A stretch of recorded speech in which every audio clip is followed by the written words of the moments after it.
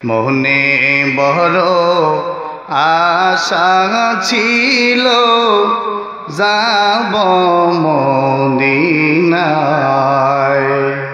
সালাম আমি করব গিয়ে নবীজির রওজায়।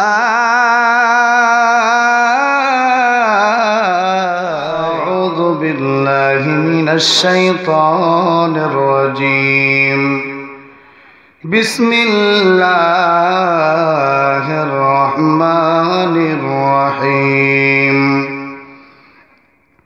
قل إن صلاتي ونسكي ومحياي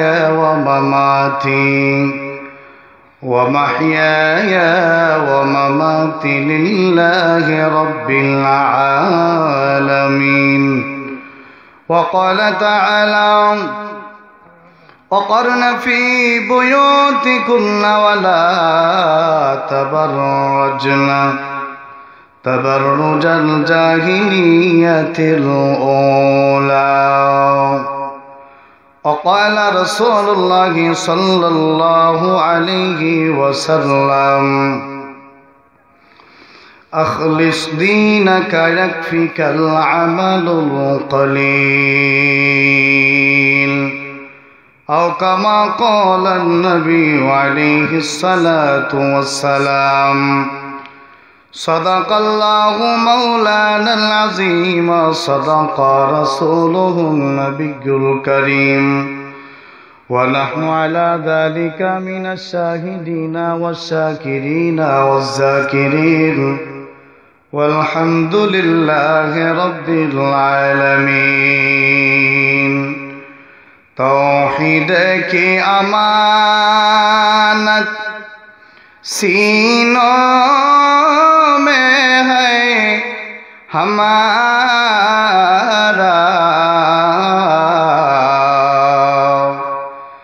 आशा नहीं मिटाना नामो निशान है हमारा। बलगल उला बि কামালিহি। সকলে পড়েন, বলে লা ইলাহা ইল্লাল্লাহ, লা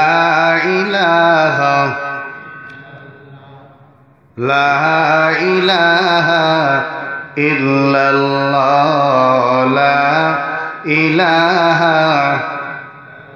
একবারে শেষ হয়ে যায়, আপনার দুটো বিবাহ হবে। ইল্লাল্লাহ, লা ইলাহা ইল্লাল্লাহ।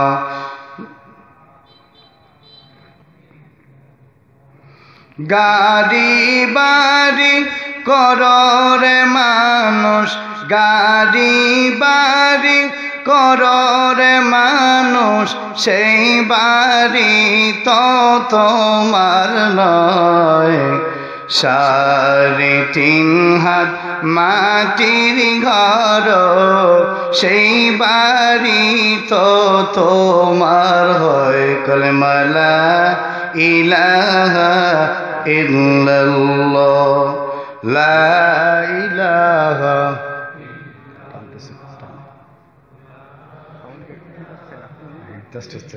একটু চেষ্টা করেন। হ্যাঁ,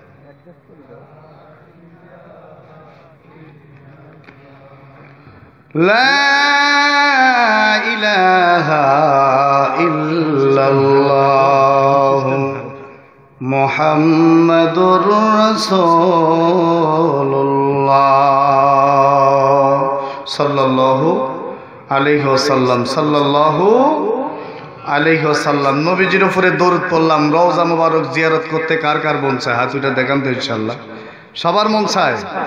আল্লাহ আপনি সকলকে কবুল করেন, বলেন আমিন। হাত নামান, বলেন মনে বড় আশা ছিল যাব মদিনায়, মনে বড় আশা ছিল যাব মদিনায়। সালাম আমি করব গিয়ে, সালাম আমি করব গিয়ে নবীজি রোজায়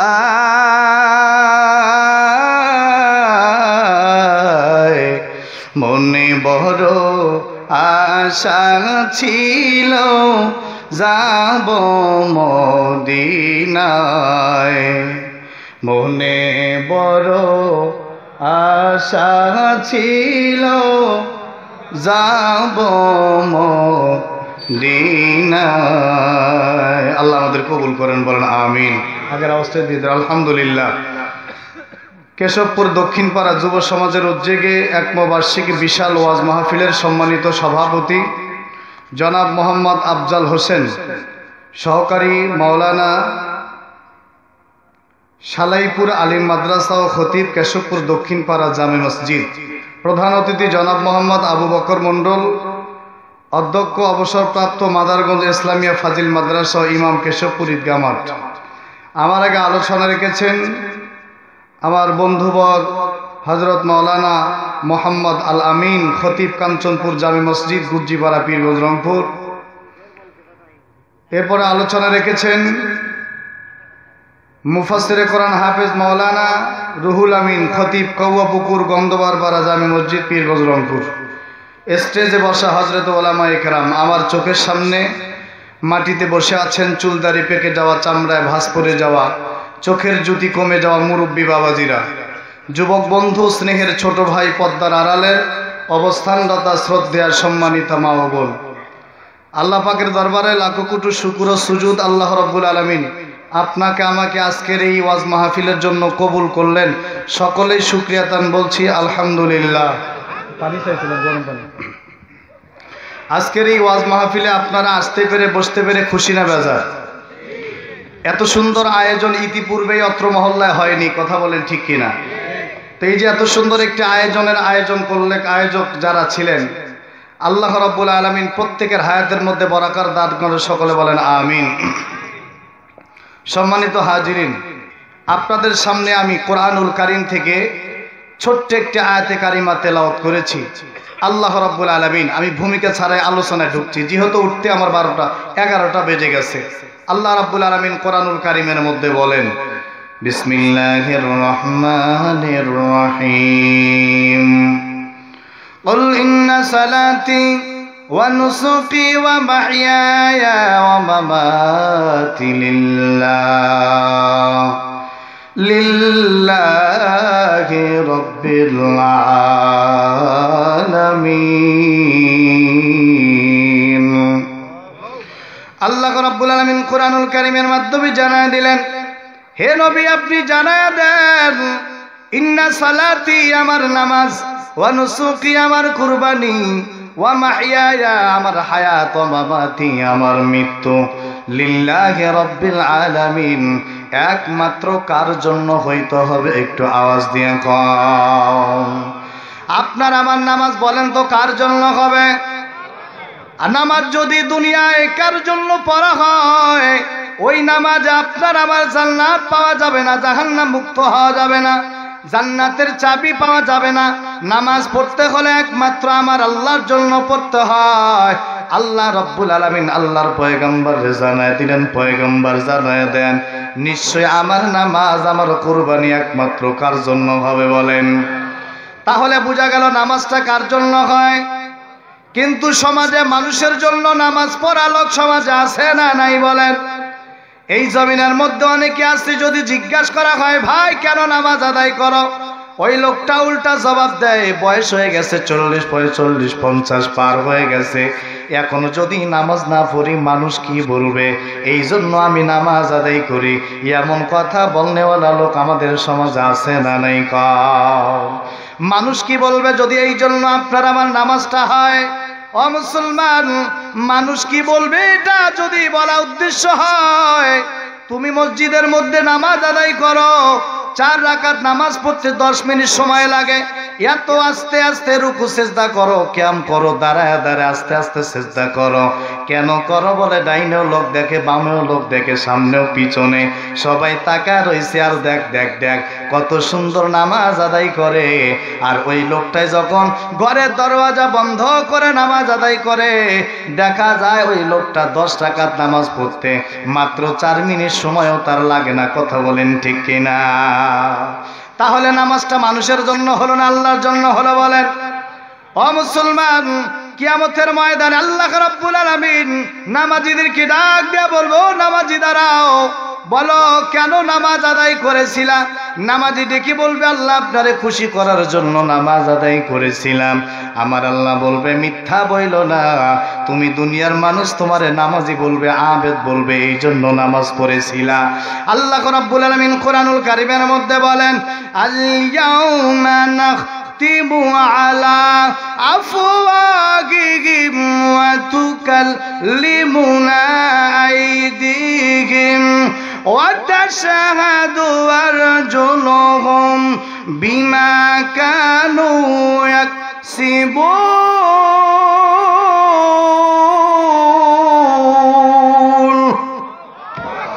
আল্লাহ রাব্বুল আলামিন সূরা ইয়াসিনের মধ্যে বলেন, আল-ইয়াওমা নাখতিমু আলা আফওয়াহিহিম, আমি আল্লাহ কিয়ামতের ময়দানে তোমাদের মুখের মধ্যে মোহর মেরে দিব। আমি আল্লাহ তোমাদের মুখের মধ্যে সিল টেপ মেরে দিব। আমি আল্লাহ তোমাদের মুখের মধ্যে বেড়া লাগায় দিব। তোমার জবান বন্ধ থাকবে। ওয়া তুকাল্লিমুনা আইদিহিম, তোমার হাত আমি আল্লাহর সঙ্গে কথা বলবে।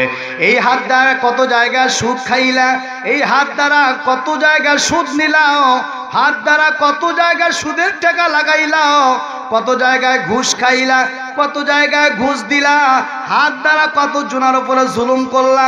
হাত তোমার আমার বিরুদ্ধে সাক্ষ্য দিয়া বলবে, আল্লাহ এই হাত আমি তার বিরুদ্ধে সাক্ষ্য দিয়ে হাত দিয়া গুনার কাজ করেছে। আমার আল্লাহ বলে, তোমার পা তোমার বিরুদ্ধে সাক্ষ্য দিয়া দিবে। পা ডাক দিয়া কবে, আল্লাহ পা দিয়া বান্দা সিনেমা হলে হাইটা গেছে সিনেমা দেখার জন্য, আল্লাহ পা দিয়া গুনার কাজ করেছে। চক্ষু আপনার আমার বিপক্ষে সাক্ষ্য দিয়া দিবে। চোখ ডেকে বলবে, আল্লাহ এই চোখ দিয়ে আপনি আপনার কোরআন দেখে দেখে পড়ার কথা বলছেন, কিন্তু এই বান্দা কোরআন পড়ে নাই। এই চক্ষু দিয়া বান্দা পরের নারীর দিকে তাকায়ছিল। এই চোখ আপনার আমার বিরুদ্ধে সাক্ষ্য দিয়ে দিবে। এই চোখ দিয়া কত জায়গায় গুনার কাজ করেছেন, আপনার আমার বিরুদ্ধে সাক্ষ্য দিয়ে দিবে। আমার আল্লাহ বলবে, বান্দা তুমি মিথ্যা বলতেছো, তুমি আসলে আমার জন্য নামাজ পড়ো নাই। এই দিক দিয়া জাহান্নাম আছে, ও জাহান্নামের ফেরেশতারা এই বান্দারে ধরো, তোমরা আল্লাহর জাহান্নামে নিয়ে যাও। তাহলে বোঝা গেল নামাজটা পড়তে হবে মাত্র আল্লাহর জন্য, কারো জন্য নামাজ পড়া যাবে। ছেলের বিবাহ হোক বা না হোক, মেয়ের বিবাহ হোক বা না হোক, নামাজটা আল্লাহর জন্য। ছেলের বিবাহের উপযুক্ত হয়ে গেছে এই জন্য নামাজ পড়ি, বয়স 60 হয়ে গেছে এই জন্য নামাজ পড়ি, হজ করে আসছি এই জন্য নামাজ পড়ি, এটার জন্য করা যাবে না। একমাত্র কার জন্য করতে হবে? একটু আওয়াজ দিয়ে কোন। এ মুসলমান, এই জমিনের মধ্যে ইমাম বুখারী রহমাতুল্লাহি আলাইহি কোরআনুল কারীমের পরে শ্রেষ্ঠ একটা কিতাব, সিয়াসিত্তার কিতাব বুখারী শরীফ। ইমাম বুখারী রহমাতুল্লাহি আলাইহি এই বুখারী শরীফের মধ্যে সর্বোত্তম একটা হাদিস নিয়ে আসছেন, যে হাদিসটা হইল ইন্নামাল আমালু বিন্নিয়া, নিয়াতের আমলের উপরে ইমাম বুখারী হাদিসটা নিয়ে আসছেন। তিনি বুঝাইলেন সমস্ত কাজের ফল কিসের উপর নির্ভর করে? বলেন কিসের উপরে? ইমাম বুখারী রহমাতুল্লাহি আলাইহি বুখারী শরীফের মধ্যে 6 জায়গায় হাদিসটা নিয়ে আসছেন। 6 জায়গার মধ্যে হাদিসটা নিয়ে আসার কারণ কি? এর কারণ হলো মানুষের ঈমান যেমন হয়, যেমন বিশ্বাস হয়, ইখলাস যেমন হয়, নিয়তটা যেমন হয়, ওই বান্দার কাজের ফলটাও তেমন হয়। কন্যা সুবহানাল্লাহ। এই জন্য নিয়তটা কার জন্য করতে হবে বলেন? কিয়ামতের ময়দানে আল্লাহ হাজীদেরকে ডেকে বলবে, ও হাজী দাঁড়াও, বলো কেন হজ করেছিলা? ওই হাজী ডাক দিয়া বলবে, আল্লাহ একখানা হাদিস পড়েছিলাম, মান হাজ্জা লিল্লাহি ফালাম ইয়ারফাসু ওয়া লাম ইয়াফসুক রাজাকা ইয়াউমিন ওয়ালাদাতুহু উম্মুহু। আল্লাহ আপনার নবী হাদিস বলেছেন, যেই লোকটা হজ করলো, হজের সময় স্ত্রী সঙ্গম থেকে বেঁচে থাকলো, গুনার কাছ থেকে বেঁচে থাকলো, কাউকে কথা কষ্ট দিল না, 2 নাম্বার 4 নাম্বার মাল খাইল না, নিজেকে পবিত্র রাখলো, সেই লোকটা সেই দিনের ন্যায় বাড়িতে ফিরল যেদিন তার মার গর্ভ থেকে জমিনের মধ্যে আগমন করে, অর্থাৎ সে নিষ্পাপ মাসুম হয়ে জমিনে ফিরল। কন্যা সুবহানাল্লাহ। হাজি যখন এমন কথা বলবে, আমার আল্লাহ বলবে না হাজি মিথ্যা কথা কও। হাজি সাহেব কবে না আল্লাহ আপনারা খুশি করার জন্য হজ করছি, কয় না যদি তাই হবে তোমার পোস্টারে আলহাজ লেখে নাই এই জন্য তুমি মাহফিলে যাও নাই, এমন হাজি সমাজে আছে না নাই? মসজিদের সভাপতি, সেক্রেটারি, ক্যাশিয়ার হাজি হজ করেছে কিন্তু আপনি আলহাজ বলেন না, হাজি বলেন না, এই জন্য মন বেজার আছে না? 2 বিয়ে হজ করছে, কি করছে? হজ করছে, কিন্তু আফসোস কেউ তারা হাজি কয় না। কি কয় না? হাজি কয় না। এটা ভেতর থাকে মেজাজ গরম যে শালা 2 বার হজ করে আসলাম, কেউ হাজি কয় না। 2 জনে বুদ্ধি করছে। কি বুদ্ধি? বিয়ে সরকারি প্যাকেজে 8-16 লাখ টাকা দিয়ে 2 বার হজ করলাম, কিন্তু কেউ হাজি কয় না। কি করা যায়? 2 বিয়ে বুদ্ধি করছে, কয় আরেক বিয়ে কয় বললো আচ্ছা হাজি তো তোমারে কয় না, ঠিক আছে, কিন্তু আফসোস হলো আমার বউ আমার হাজি কয় না। কি কয় না? আমার বউ আমার হাজি কয় না। তখন ওই 2 হাজি বুদ্ধি করছে যে শোনো, আমি অমুক দিনে বাজারে আসবো, বিকেল বেলা চায়ের দোকানে চা খাবো, আর তোমারে ডাক দিব, ও হাজি বিয়ে এদিকে আসো, চা খায়া যাও। তুমি আমার একবার ও হাজি বিয়ে ভালো আছো। এই 2 জন হাজি হাজি কব, মানুষ শুনবে হাজি, তখন আমরা এমনি হাজি হয়ে যাবো। এই হলো বর্তমান হাজির অবস্থা। বলেন ও হাজি শোনার জন্য হজ করে আসছে। আচ্ছা এরকম হাজি হইলে আল্লাহ রাব্বুল আলামিনের নিয়তটা যদি এরকম হয়, তাহলে হাজির হজের কবুল হবে? বলেন তো, আরো জোরে কোন। আল্লাহ রাব্বুল আলামিন বলেন, ও হাজি দাঁড়া, বলো কেন হজ করলা? হাজি ডাক দিয়া কয় আল্লাহ আপনারে খুশি করার জন্য হজ করলাম। আমার আল্লাহ ডাক দিয়া কয় না, কুরআনুল কারীমের মধ্যে আল্লাহ পাক সুন্দর করে জানায় দিলেন, কিরামান কাতিবিনা ইয়ালামুনা মা তাফআলুন।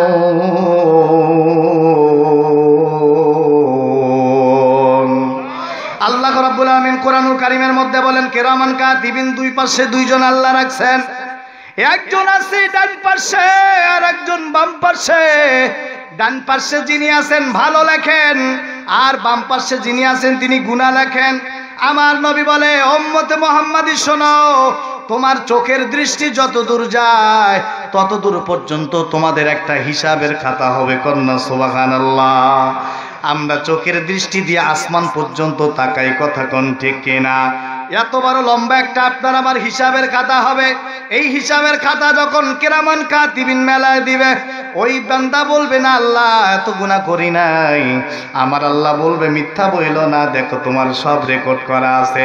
সমাজের মধ্যে অনেক ভণ্ড বাবা গান গায়, কিরামান কাতিবিন রোজ হাসরের দিন, কিরামান কাতিবিন রোজ হাসরের দিন, আল্লাহর দরবারে যদি করে অভিযোগ আমি বলবো দুনিয়ায় ছিলাম খাজা বাবার লোক।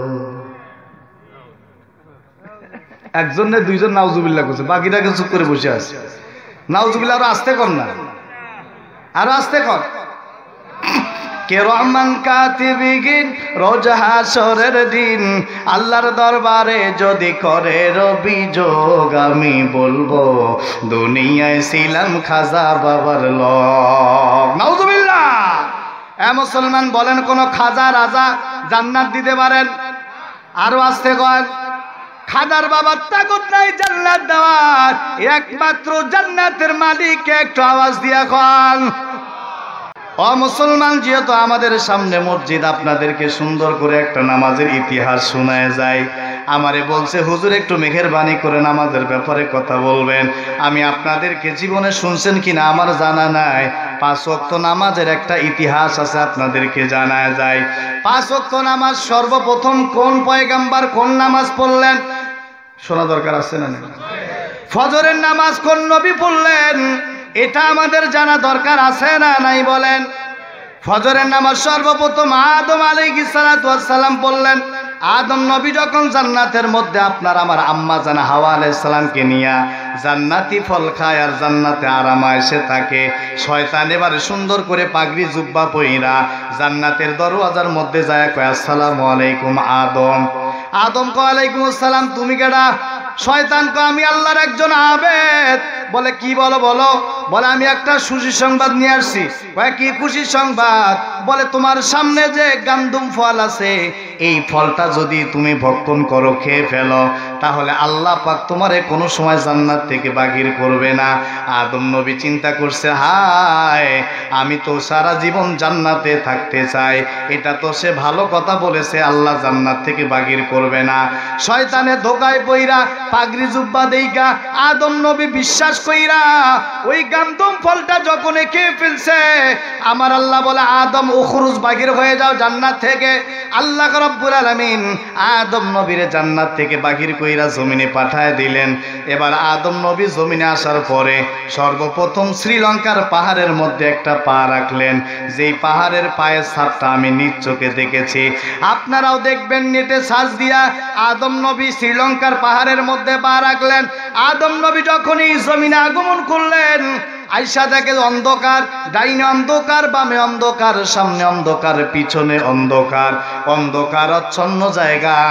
আদম নবী আল্লাহর কাছে দোয়া করে, রব্বানা যালামনা আনফুসানা ওয়া ইল্লাম তাগফির লানা ওয়া তারহামনা লানাকুনান্না মিনাল খাসিরিন।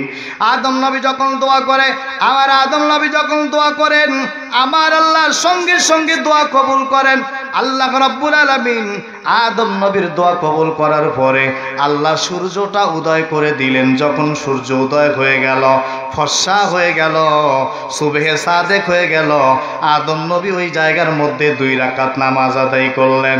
আমার আল্লাহ জানায় দিলেন, ও আদম সন্তানেরা শোনো, তোমরা যদি ফজরের সময় কেউ 2 রাকাত নামাজ আদায় করতে পারো, আমি আল্লাহ তোমাদের কবর এবং হাসরের অন্ধকার থেকে হেফাজত করব।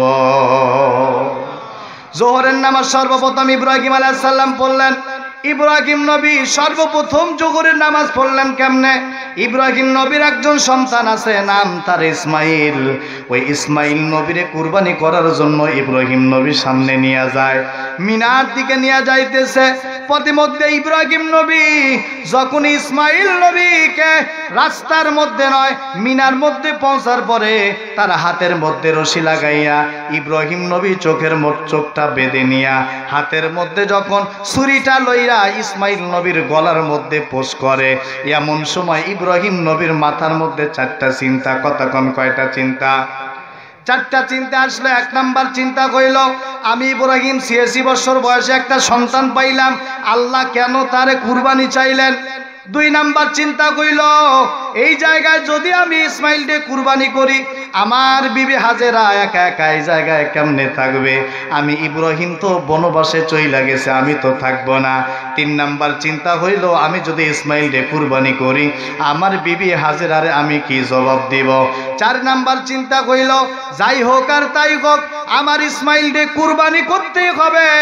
4টা চিন্তা যখন করলেন, এবার বিসমিল্লাহ বলে যখন গলার মধ্যে ছুরিটা পোষ করলেন, কিতাবের মধ্যে আছে আমার আল্লাহ জিবরাইল আমিনরে পাঠায় কয়, ও জিবরাইল যাও, দৌড় দিয়া যাও, জান্নাতি দুম্বা লইয়া যাও। ইব্রাহিম নবীর কাছে জান্নাতি দুম্বা লইয়া ওই জিবরাইল আমিন হাজির হয়ে গেছে। হাজির হওয়ার পরে ইসমাইল নবীর ছুরির নিচ থেকে উঠাইয়া জান্নাতি দুম্বাটা ছুরির নিচে ফেলাইয়া দিলেন। ইব্রাহিম নবীর হাতের মধ্যে যখন রক্ত লাগা গেছে, চোখের বাঁধন খুইলা দেখে ইসমাইল নবী দাঁড়া রইছে, জান্নাতি দুম্বা কুরবানি হয়ে গেছে।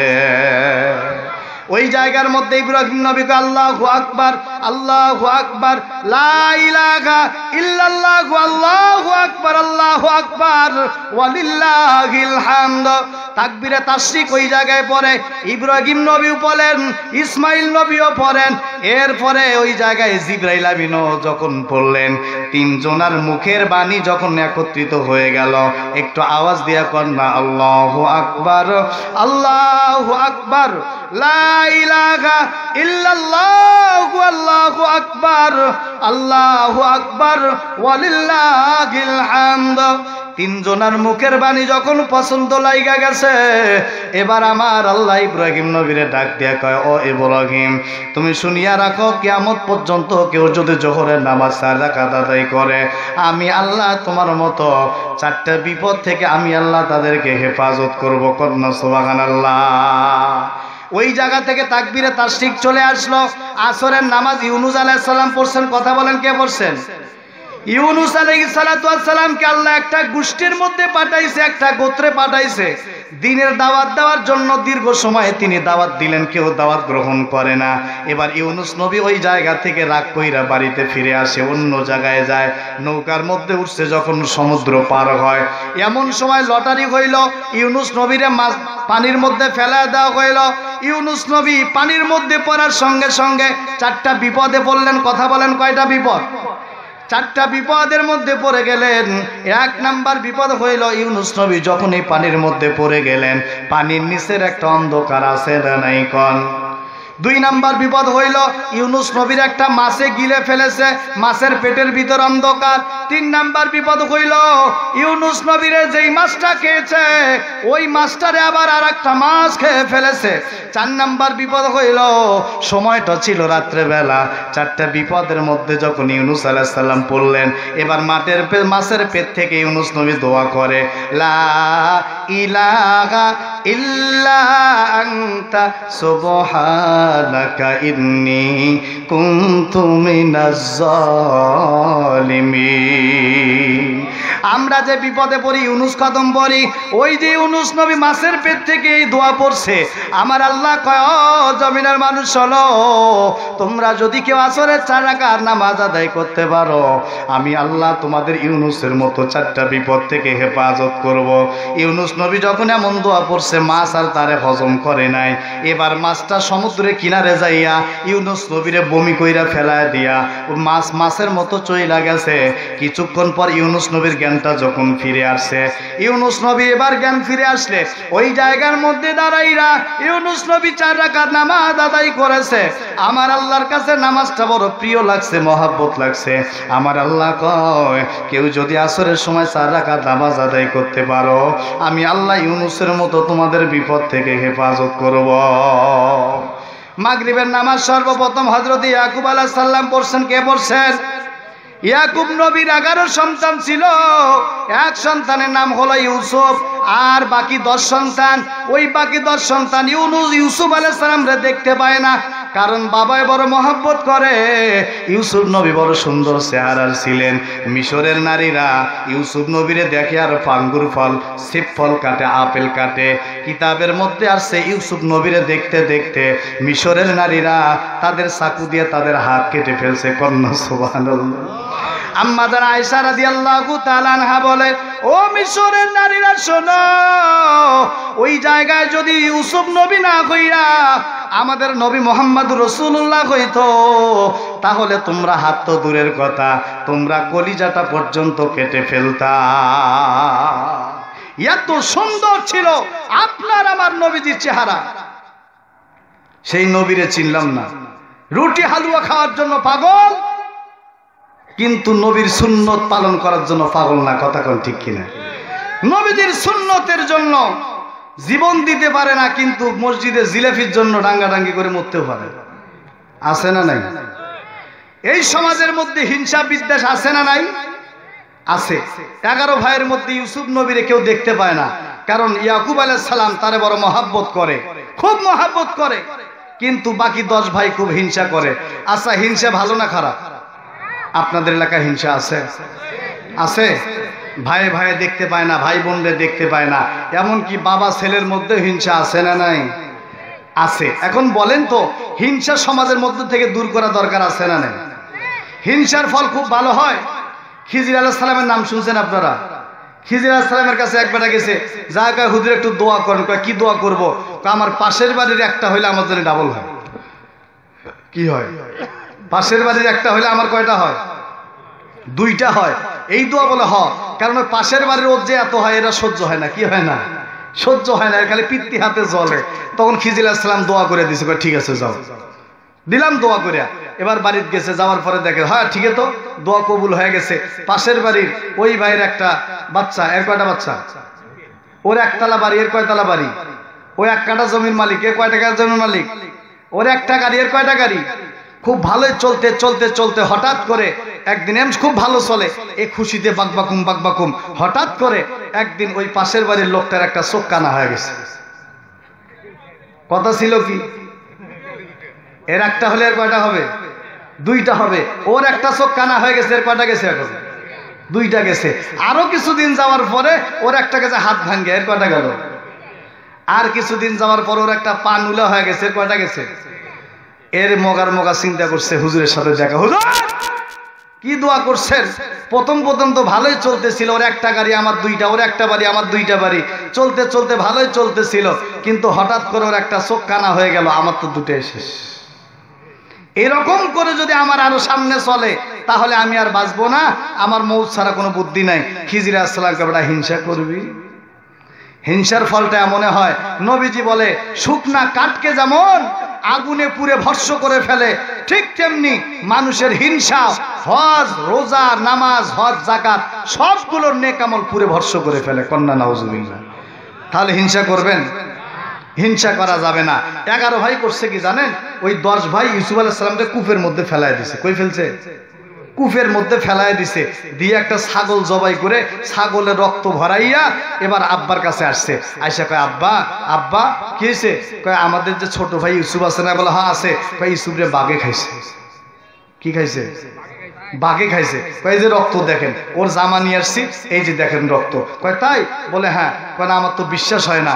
তারপর কি হবে এখন, এই কথা বলার পরে ইয়াকুব আলাইহিস সালাম 40 বছর কান্না করছে। কয় বছর, 40 বছর কান্না করছে। কান্না করার পরে ইয়াকুব আলাইহিস সালামের চোখ দুইটা অন্ধ হয়ে গেছে। 40 বছর পর ইউসুফ আলাইহিস সালাম যখন মিশরের গভর্নর হয়ে গেলেন, বাদশা হয়ে গেলেন, এবার ইউসুফ আলাইহিস সালাম গায়ের একটা জুব্বা কইলা একজন রাষ্ট্রদূত একজন সাংবাদিকের মাধ্যমে ওই জামাটা বাবার কাছে পাঠায় দিছে। আমার বাবার কাছে নিয়ে যাবা, যাইয়া আমার বাবার এটা হাদিয়া দিবা। ইয়াকুব আলাইহিস সালামের কাছে যাইয়া এবার সালাম দিয়া জামাটা দিয়া দিছে। ইয়াকুব নবী জামাটা বাবার উপর ওই জামা লইয়া চোখের মধ্যে এমন করে ঘষা দিছে। কিতাবের মধ্যে আছে ইয়াকুব নবী 3টা পুরস্কার পাইছে, সুসংবাদ পাইছে। কথা বলেন কয়টা? 1 নাম্বার হইল ইয়াকুব নবী 40 বছর কান্না কইরা চোখের যদি হারায় ফেলছে, ওই ইয়াকুব নবী চোখের যদি ফেরত পাইলেন। 2 নম্বরে ইউসুফ নবীরে জিন্দা পাইলেন। 3 নম্বরে ইউসুফ নবীর ইসলামের উপরে অটল পাইলেন। 3টা সুসংবাদ যখন পার, ইয়াকুব নবী মাগরিবের সময় নামাজের মধ্যে দাঁড়ায় গেলেন, সিজদায় পইরা গেলেন, 3 রাকাত নামাজ আদায় করলেন। আমার আল্লাহ ডেকে কয়, ও দুনিয়ার মানুষ, তোমরা যদি মাগরিবের সময় 3 রাকাত নামাজ আদায় করো, আমি আল্লাহ তোমাদের ইয়াকুবের মতো 3টা সুসংবাদ দিয়ে দিব। কন্যা সুবহানাল্লাহ।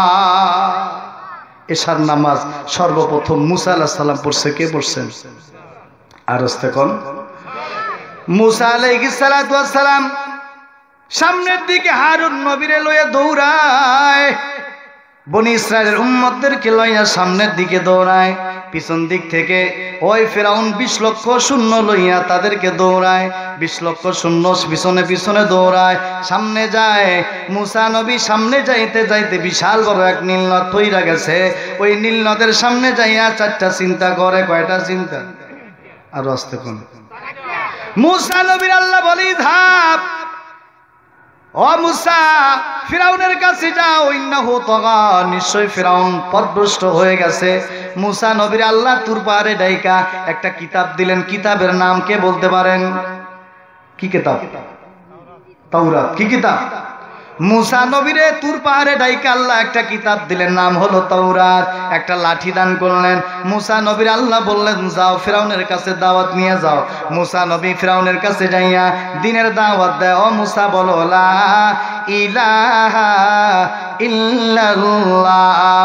মুসা নবী যখন দাওয়াত দেয়, ফিরাউন ডাক দিয়ে কয়, মুসা কোন রবের দাওয়াত দাও? তো আমি তো আনা রব্বুকুমুল আলা, আমি সব থেকে বড় খোদা, আমার থেকে বড় খোদা জমিনে আর কেউ নাই। মুসা নবী ডেকে বলে, কুল হুয়াল্লাহু আহাদ, আল্লাহ কয়জন? আল্লাহু সামাদ, আল্লাহ বেনিয়াজ, লাম ইয়ালিদ ওয়া লাম ইউলাদ, আল্লাহ কারো থেকে জন্ম নেন নাই, আল্লাহ কাউকে জন্ম দেন নাই। ওয়া লাম ইয়াকুল লাহু কুফুয়ান আহাদ, আল্লাহ কারো মুকাফিক কি নন। মুসা নবী ডাক দিয়া ফিরাউন, শোনো, কোন রবের দাওয়াত দাও? আমাদের রব হইল একজন। ফিরাউন ডাক দিয়া কয়, ও মুসা, তুমি যে আল্লাহর পয়গম্বর, এর প্রমাণটা কি? মুসা নবী ডেকে বলে, ও ফিরাউন শোনো, আমারে আল্লাহ একটা কিতাব দিছে, তাওরাত কিতাব, আর আমার হাতে একটা লাঠি আছে। কন্যা সুবহানাল্লাহ। লাঠি আছে। ফিরাউন ডাক দেয়া কয়, মুসা তোমার হাতে যে লাঠি আছে ওই রকম লাঠি আমাদের কাছেও আছে।